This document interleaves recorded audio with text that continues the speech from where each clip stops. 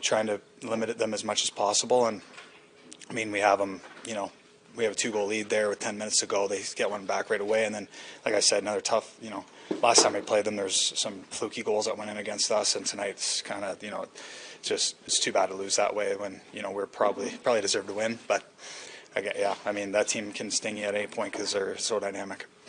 As forwards, does your responsibilities or anything change when Miro goes out of the game?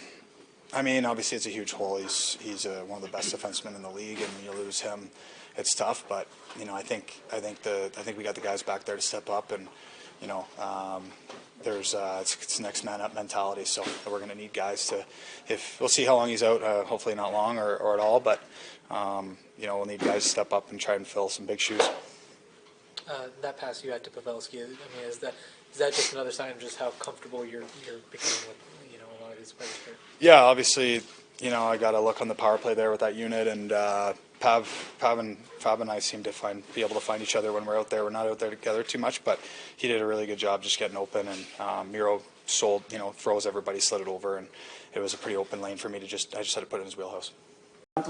Yeah, we did a lot of good things to win that game. Had the puck, had the game on our stick a bunch of times down the stretch, including with the empty net, to finish it off, and we didn't. And, it bit us in the end, so you got to learn from it. I think, the big lesson here, though, is, their best players and their best line had all 5 goals, so you've got to, one, we have to find a way to make sure that we do a better job containing them, and 2, games like this, your best players have to be your best players, and their guys were better than ours tonight.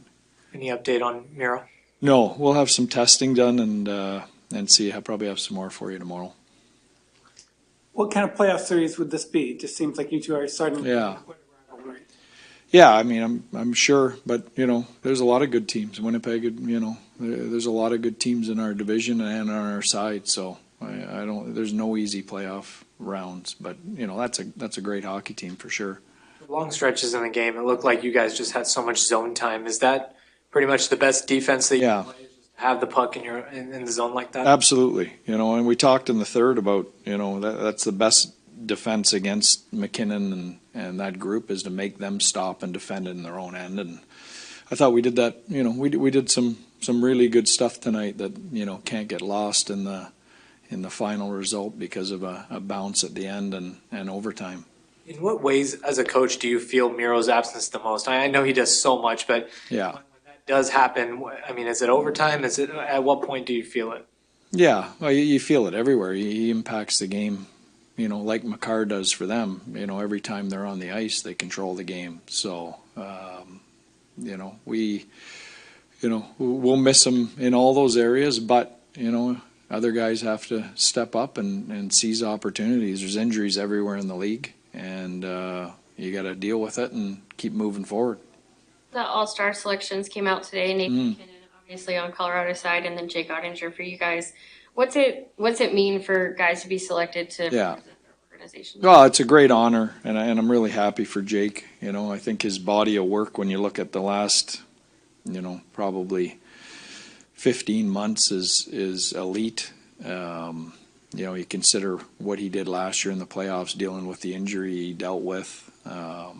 I think he belongs in that company, so I'm happy he's going to get that experience.